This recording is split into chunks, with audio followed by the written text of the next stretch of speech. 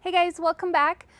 So today I am going to start doing something a little bit different that I've been wanting to do for a while, and I think will just be something fun to add to my channel. So I am going to start making flower arrangements every week or every other week depending on our schedule. I think it will just be something fun to have on the channel between our gardening videos and our vlogs. I've talked to you guys before about how I love arranging flowers. It's one of my biggest passions, and I'm going to make them, I make them every week for our house, so I figured why not share it with you guys, and that way we can grow together and get better at arranging flowers together, and that way we can also bounce ideas off of each other. If you guys have any tips and tricks, please let me know and I'll do the same. But I think with flower arranging, I'm not a professional. I've never taken any classes. I just kind of go with what feels right or what looks beautiful to me. But I think we get better at these types of things the more we do them. So I think practice is the key.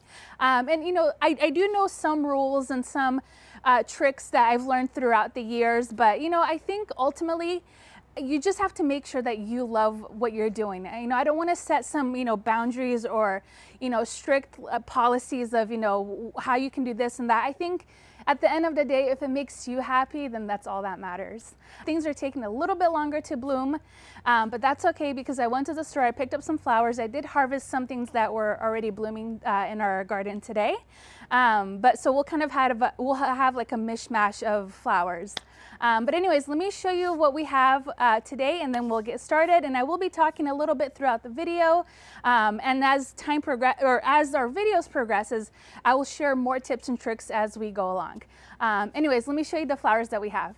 Okay, so in this area, I have some beautiful Scabiosa. I'm obsessed with these flowers. The petals kind of have like a papery texture to them. They're so beautiful. I have some French lavender. That we harvested from our the trip to our lavender farms. I did post a video if you guys haven't seen that yet, but it's just the prettiest. Hold on, there we go. It's just like the prettiest lavender. I love this like purple tone that it has, and I also like French lavender because it kind of tapers. As we get closer to the tip, versus the English lavender. It's kind of all one size. And then we also have this beautiful kind of greenish silver Eryngium back here. And then finally for our filler, some of our green filler, I'm going to be using just some simple Eucalyptus. Okay, so over here we have some beautiful coral Agastache. I love this flower so much. I just love how wispy it looks, and some of the flowers have already bloomed, but I do think it still looks very beautiful. I have some spent Salvia. Now, Salvia is just one of those flowers that it looks beautiful with the flowers and it looks beautiful without the flowers on there. So and these heads, they last for a very long time, so I love to use these in arrangements. I have some Pistachio Hydrangeas, and these are actually both from the same hydrangea, but they're just at different stages. I have some beautiful Cosmos. I just love and adore Cosmos so much. They're just so simple, but such a classic flower, and I love using it in arrangements. I have this beautiful Proven Winners Ruby Hydrangea. I'm absolutely obsessed with this color. Like, these are so my tones here. I just love it. It's kind of peachy, pink. It kind of starts out dark pink and then it kind of fades into this blush. I love this one. I have some just simple Echinaceas. These aren't open all the way yet, but I wanted to use them because I do love the texture and the just the flower in general and the contrast. And then we have back here, we have some Incrediballs. Proven Wonders Incrediballs. Look at the size of these blooms. It's absolutely incredible. Look at this one. This is one head. Like, look at that. It's like as big as my head. Isn't that incredible? Love this. And then I just have another plain, I can't remember the variety of this hydrangea. I'll try to see if I can find it, but and I also have this one. Just, it looks a little bit different than the Incrediballs, but it's still very beautiful and I like to use it. And then I picked up some roses from the grocery store. They're just like a really soft yellowish, peachy, white color, which again is just so my vibe. So that's what we're going to be using today. I also have my Lazy Susan, I have my Fiskars, and I have my vessel and some chicken wire. So let me just set up my camera and we'll get started. Okay, so this is what I'm going to be using as my vessel today. It's just a simple urn, and it is waterproof. So I have used it before, and it does retain water just fine. So I'm not going to have to line it with plastic or anything like that. And I am going to be using chicken wire today. Now I did order some coated chicken wire, which I think is a lot easier to work with, and it's not as pokey. But if you don't have that one, just regular chicken wire is great. I like to try to use chicken wire as often as I can, just because I think it's a little bit more sustainable than the Oasis flower foam. Now that's not, sometimes we have to use it for certain projects, but if I can get away with using like a Frogger or a chicken wire, then I like to do that. So the first thing I like to do is kind of measure it out, and I like to have it hang over quite a bit, maybe 3 to 4 inches, just because I like to have a lot of chicken wire in my arrangements. And then what I'm going to do is kind of create a pillow. I'm going to create a pillow just like this. So you're going to have opposite ends or opposite corners come together, and you're just going to wind them together. And again, that's a little bit harder with this one, just because it's kind of pokey and it's not as, there's not a lot of give with it, but so it kind of looks like a little cone. And then you're going to take the opposite corners and you're going to do the same thing. You're going to just kind of meet it in the middle, just like that. And once I have the other chicken wire, we'll redo this whole process together. And the great thing about using when you do use chicken wire, you want to make sure that you have 2 levels where your flower is going to go through, just like this. Because if it goes in just one, you're not going to have as much hold as you would by sticking it through two layers of the chicken wire. So you just want to make sure that when you're sticking it in, it's going to go in like that. So now I'm just going to help this by just gently closing it, and just be careful not to poke yourself. Just like this.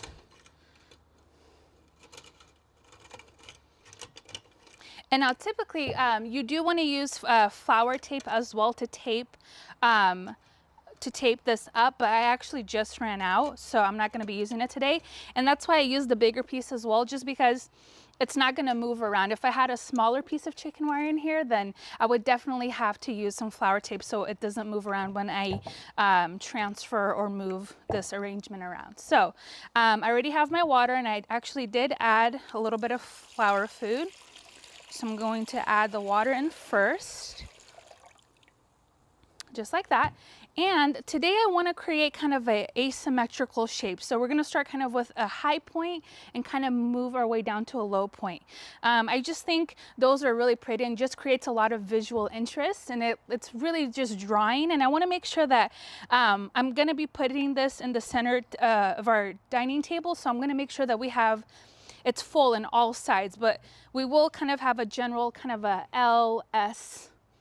swoopy L shape for this arrangement. So let's get started, and I always like to start with my high points first. Now, a lot of florists will start with their greens first, and I kind of just do it both ways. Sometimes I'll start with my flowers, sometimes I'll start with the greens. It just kind of depends on the mood of that day. So I think today we will start with the greens first.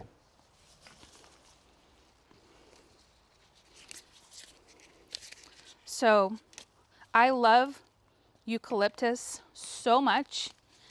I think it's just like it's just a beautiful filler. It's my favorite filler for sure. And I'm just going to go in, and this will kind of be our high point. So I don't want to go too high, but high enough. So we'll go just like that.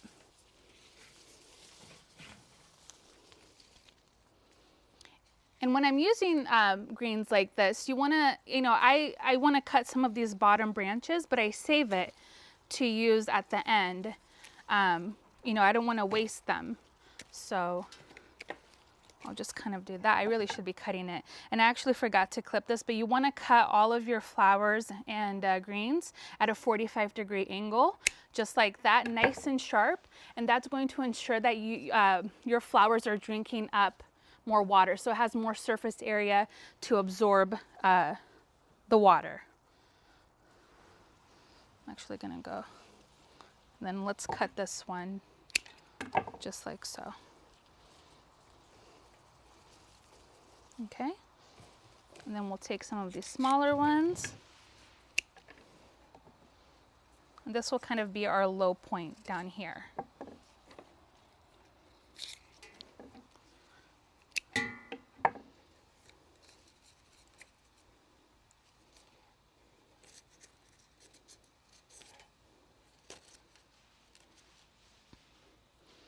So I think I am liking this shape. I think I'm liking where this is going to go.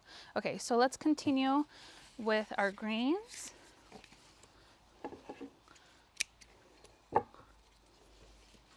You know, I just think arranging flowers is just like so therapeutic to me. I could honestly do this all day.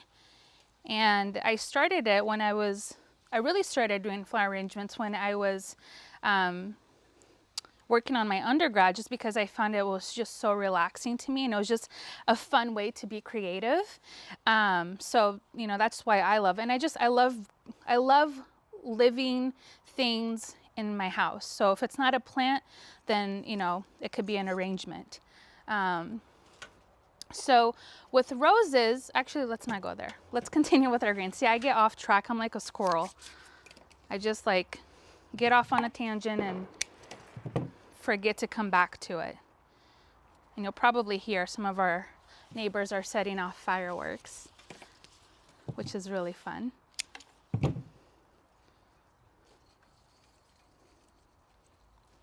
you guys can see that. And I think it's important too when you're making an arrangement. I think most florists and designers will use a lazy Susan because it allows you to see every angle of your arrangement, and you always want to make sure you kind of take a step back to kind of really have a visualization of what you're doing. And sometimes I don't have a plan when I'm making arrangements. I just kind of go with it and, you know, see where it's heading. But I kind of like to pick a color palette.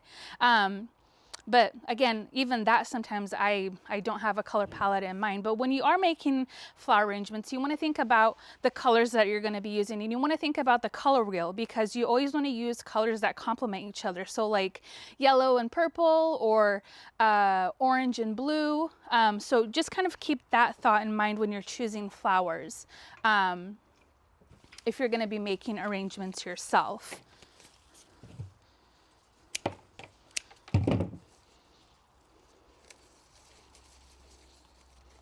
Like that. And then let's actually start with some flowers, and we'll come back to the greens. I always like to clean my flowers up a little bit. Just like that. We'll go with the roses. So with roses, I always like to select a rose that is very closed, and then you can kind of manipulate it. So this one is looking okay, but let me come up close and show you what I mean.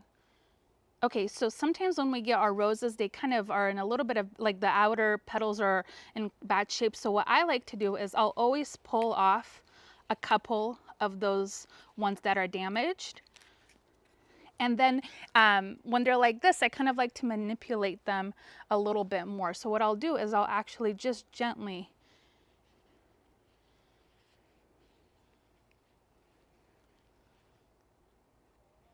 pull each petal back until you have your desired shape, or how open you want it to be.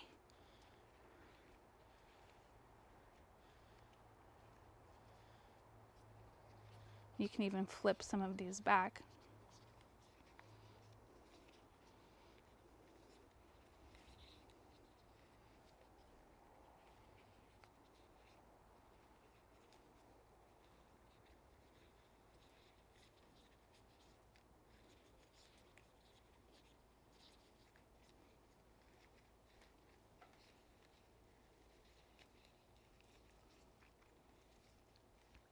So see, now you're giving that rose a completely different look than it had before.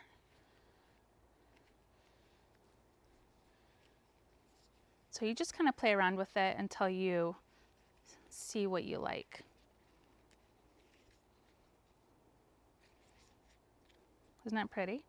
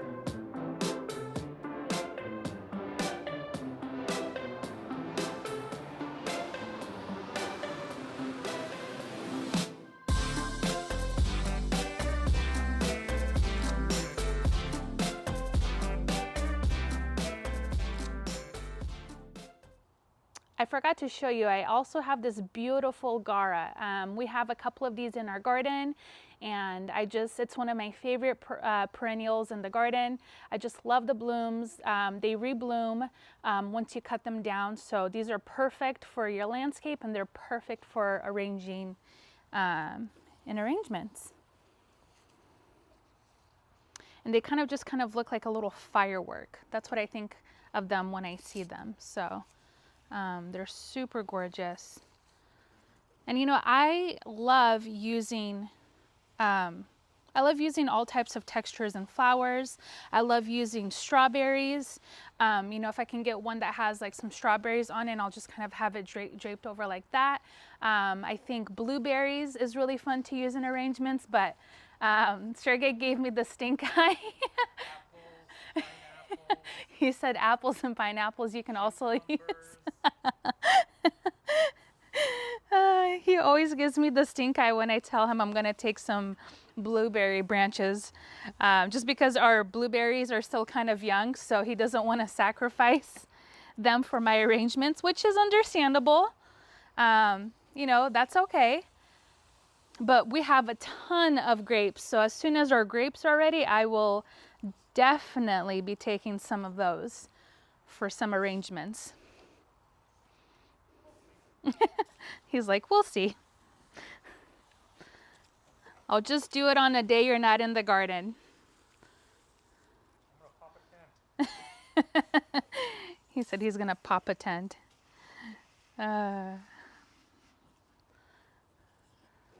Look at this. Isn't this just so stunning? So tell me, guys, what is going on in your gardens right now?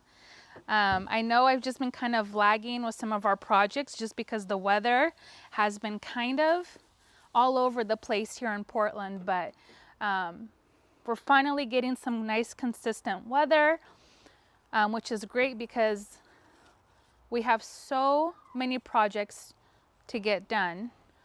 And I just always feel like there's not enough time in the day. But yeah, tell me what you guys are doing right now. Tell me something good that's happening in your life or in your garden. I'd love to hear from you guys, especially during a time when there's just so much going on around the world. I think it's always nice to celebrate the little moments in life and, you know, moments in the garden or something fun that's happening in your family or with you. I hope that this can be a little escape for you guys. Just a little moment of your day spending with me. Look at that beautiful rose. That just that's perfection right there.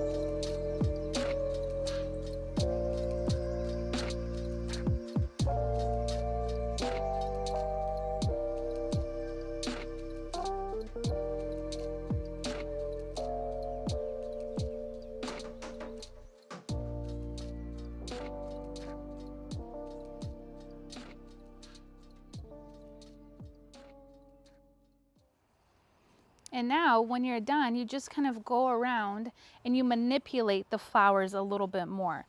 You look at any areas that are empty.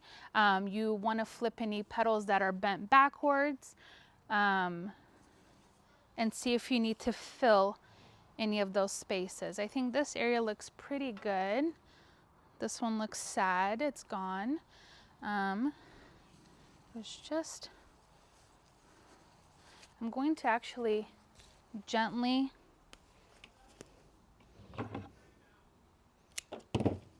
and I love using hydrangeas in arrangements. That's probably like my #1 flower, just because it is like the perfect cushion and it's stunning. Especially these proven winners one. Oh my gosh. Like if I could have a field of just proven winners hydrangeas, I'd be such a happy girl.